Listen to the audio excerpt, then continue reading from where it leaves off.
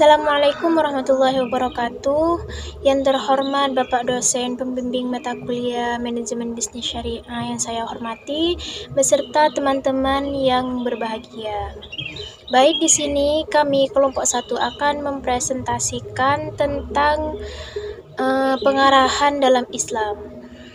Kelompok kami terdiri dari 4 orang. Yang pertama yaitu Bima Nurul Saputra dan Muhammad Fatir Royhan, Maisarati Nafisah, dan Novita Silvia. Nah, di sini saya akan mempresentasikan apa itu definisi dan tujuan pengarahan. Di sini, definisi pengarahan atau actuating adalah suatu tindakan manajer organisasi untuk membuat para pekerja bersemangat dalam melakukan tugas-tugasnya. Pekerjaan yang dilakukan dengan semangat akan memberikan hasil yang maksimal. Di sisi waktu, jika pekerjaan dilakukan dengan semangat, maka pekerjaan akan diselesaikan tepat waktu. Dari aspek biaya pekerjaan yang dilakukan dengan semangat dapat menghabiskan anggaran dana yang telah ditentukan. Apabila ketepatan waktu dan biaya dapat dicapai, maka dapat dikatakan bahwa pekerjaan dapat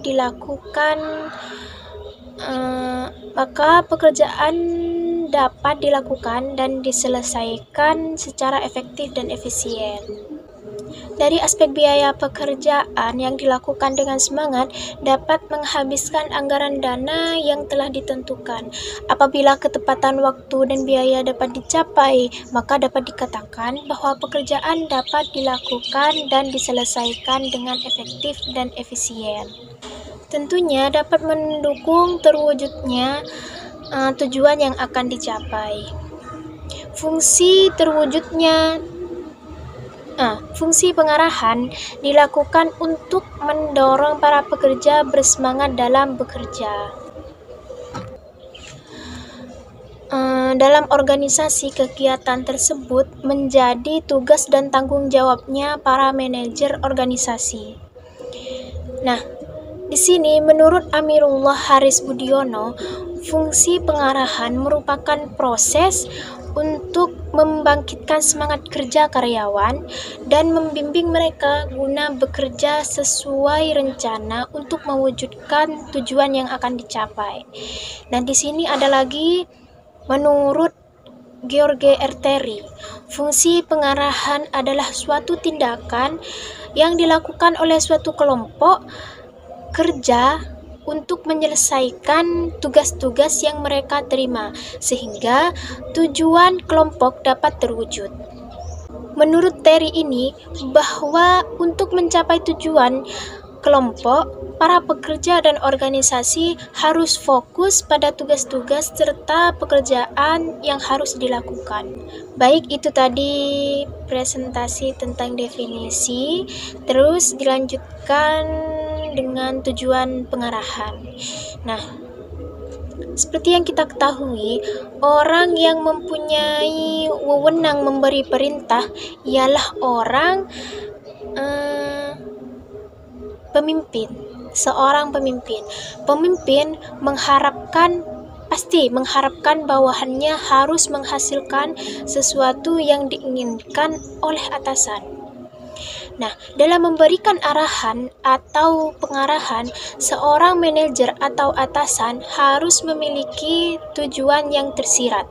Di sini ada beberapa tujuan pengarahan, yaitu yang pertama, pengarahan dapat bertujuan untuk menggunakan berbagai kegiatan dan memberikan arahan atas kinerja yang dianggap baik ataupun dianggap kurang baik, serta membimbing bawahan untuk memiliki kemampuan yang mendukung kinerja yang lebih baik.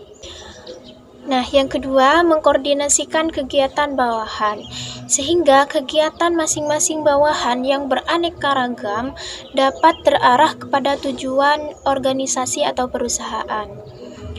Memberikan arahan yang memastikan bahwa aktivitas ini dilakukan oleh bawahan tidak menyimpang dari tujuan yang sudah ditentukan sebelumnya.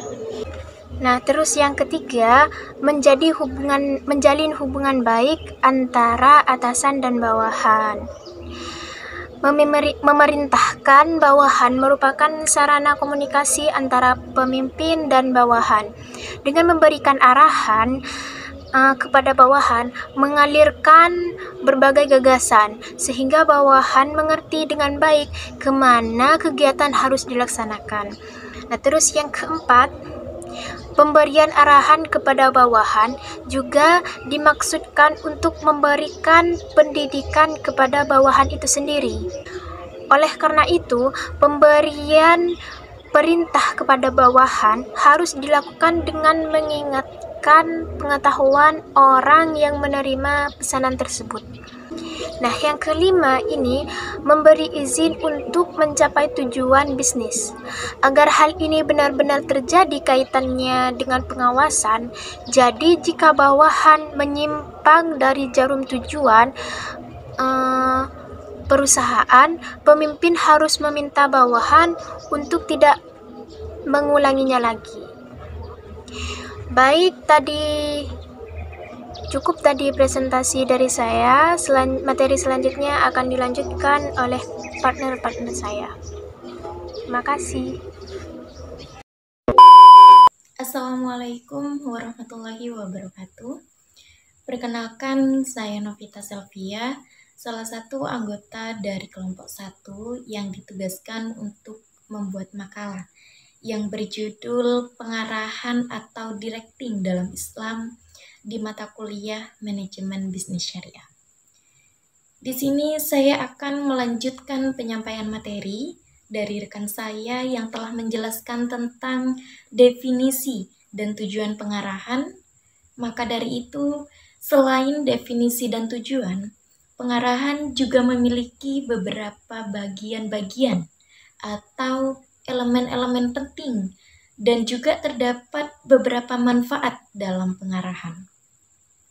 Perlu kita ketahui bahwa pengarahan yang dalam bahasa Inggrisnya biasa disebut dengan directing, kemudian kita kontekskan dalam sebuah manajemen. Itu merupakan suatu proses penting yang berkaitan dengan upaya seorang pemimpin ataupun manajer yang ada di dalam suatu perusahaan untuk membimbing, memotivasi, dan memandu anggota timnya agar mencapai tujuan organisasi tersebut. Dalam proses pengarahan ini melibatkan interpersonal. Mengapa demikian? Karena proses ini berkaitan langsung dengan aktivitas yang dapat mempengaruhi, membimbing, mengawasi, dan memotivasi bawahannya dalam upaya mencapai tujuan organisasi. Sehingga dengan adanya pengarahan ini, perlu ada elemen-elemen atau bagiannya yang meliputi aktivitas dalam bentuk pengawasan, motivasi, kepemimpinan, dan komunikasi.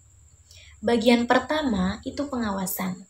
Dalam bagian ini, seorang manajer ataupun pemimpinnya yang ada di dalam suatu perusahaan itu menyerahkan tindakan yang dapat mengendalikan dan mengarahkan pekerjaan kepada staf atau bawahannya. Agar kenapa? Agar dalam pengawasan tersebut, staf atau bawahannya dapat melaksanakan tugas dan tanggung jawabnya sehingga tidak keluar dari rel perencanaan dan tugas pokok sesuai dengan pekerjaan yang telah diberikan. Selain pengawasan, bagian keduanya ada motivasi. Apa itu motivasi? Sebuah dorongan yang dalam hal ini seorang pemimpin atau manajer harus melakukan tindakan yang dapat menginspirasi sehingga staf atau bawahannya itu mempunyai semangat yang tinggi atau antusiasnya untuk bekerja dan mencintai pekerjaannya. Kemudian yang ketiga, kepemimpinan. Dalam hal tersebut, seorang manajer atau pemimpin di dalam suatu perusahaan atau organisasi itu harus mencerminkan tindakan memandu dan memengaruhi staf atau bawahannya untuk melaksanakan pekerjaannya sesuai tugas dan tanggung jawabnya dengan baik. Dan bagian yang terakhir ada komunikasi, di mana dalam komunikasi ini untuk menyampaikan sebuah informasi, baik itu dari segi pengalaman dan pendapat, sehingga para staf atau bawahannya itu memiliki keyakinan terhadap pekerjaannya yang dilaksanakan agar dapat memahami dengan baik terhadap pekerjaannya sesuai dengan tugas pokoknya. Kemudian ada beberapa manfaat dalam pengarahan, diantaranya pertama, memprakarsai aksi. Dalam manfaat ini, pengarahan merupakan suatu titik awal dari pelaksanaan kerja karyawannya sehingga dapat melakukan pekerjaan sesuai dengan instruksi. Kedua, mengintegrasikan upaya. Dalam manfaat ini, atasan dapat melakukan instruksi kepada bawahannya untuk bekerja. Maka dari itu, perlu adanya usaha di setiap individu dan harus sesuai dengan pencapaian tujuan yang diinginkan. Ketiga, alat memotivasi. Dalam menginstruksikan bawahannya, perlu adanya elemen dalam bentuk motivasi, di mana dalam hal tersebut dapat meningkatkan semangat kepada bawahannya. Keempat, menyediakan stabilitas. Dalam stabilitas dan keseimbangan ini sangat penting, karena hal tersebut merupakan indeks pertumbuhan dari suatu perusahaan, dan seorang atasan harus memiliki 4 karakter, diantaranya persuasive leadership, komunikasi yang efektif, supervisi yang tegas, dan koefisien motivasi. Yang kelima, menaikkan coping dengan perubahan. Dalam manfaat ini, menunjukkan perilaku manusia itu suatu tahanan untuk berubah atau bisa disebut dengan masa adaptasi. Sehingga seorang atasan itu tahu betul tentang sifat dan isi dari perubahan secara jelas pada bawahannya. Dan yang terakhir, penggunaan sumber daya secara efisien. Dalam pengarahan inilah atasan dapat mengetahui tugas bawahannya dengan jelas karena telah melakukan tahap pengawasan, memberikan petunjuk atau instruksi, dan kemampuan untuk menginspirasi bawahannya. Baik, hanya itu yang dapat saya sampaikan. Kurang dan lebihnya mohon maaf apabila ada kesalahan kata yang kurang berkenan. Semoga apa yang disampaikan tadi dapat bermanfaat bagi teman-teman sekalian. Wassalamualaikum warahmatullahi wabarakatuh. Berikut saya akan menjelaskan prinsip-prinsip pengarahan. Prinsip pengarahan adalah pedoman dasar yang membuat arahan yang baik dan efektif. Menurut Firmansyah dan Mahardika 2018 terdapat beberapa prinsip-prinsip pengarahan, diantaranya adalah 1. Pengarahan harus jelas. Pengarahan dapat dikatakan jelas apabila memenuhi 6 elemen, yaitu mengapa, siapa, apa, bila mana, di mana, dan bagaimana. Kedua, pengarahan diberi satu persatu. Pengarahan yang terlalu banyak diberikan pada waktu yang sama seringkali memberikan kesan yang tidak baik bagi si penerima pengarahan. Akan lebih tepat apabila pengarahan diberikan satu persatu sehingga si penerima pengarahan dapat menyerap arahan yang diberikan dan paham mengenai arahan tersebut. Pengarahan harus positif. Memberikan pengarahan dengan memulai perkataan "jangan" dapat menimbulkan salah pengertian bagi penerima pengarahan tersebut. Baiknya pengarahan yang diberikan tidak menggunakan kalimat pengarahan yang negatif. Keempat, pengarahan harus diberikan kepada orang yang tepat. Suatu pengarahan haruslah diberikan kepada orang dengan pertimbangan bahwa orang tersebut memiliki bekal pengetahuan dan pengalaman yang dirasa mumpuni untuk menjalankan arahan yang diberikan. Sesungguhnya, pertimbangan tidak hanya dilihat dari pengetahuan dan pengalaman saja, namun kecukupan waktu dan sarana prasarana yang tersedia untuk menyelesaikan tugas tersebut juga dapat digunakan sebagai pertimbangan tambahan dalam memberikan arahan. Kelima, pengarahan harus erat dengan motivasi. Umumnya seorang mendapatkan imbalan yang bersifat material setelah menyelesaikan pekerjaannya. Namun motivasi yang hanya terpaku pada sisi material semata seringkali membuat semangat bekerja cepat menguap. Akan lebih baik apabila diimbangi dengan motivasi dan semangat untuk berkembang untuk lebih baik lagi. Keenam, pengarahan sebagai satu aspek berkomunikasi. Pengarahan adalah satu alat berkomunikasi dari pimpinan kepada bawahan. Sebagai alat berkomunikasi, maka pemimpin harus sanggup menyusun arahan yang diberikan sedemikian rupa agar berkenan di hati bawahannya dan bawahan tersebut tergerak untuk mencalonkan arahan dengan baik dan benar. Sekian poin prinsip-prinsip pengarahan dari saya.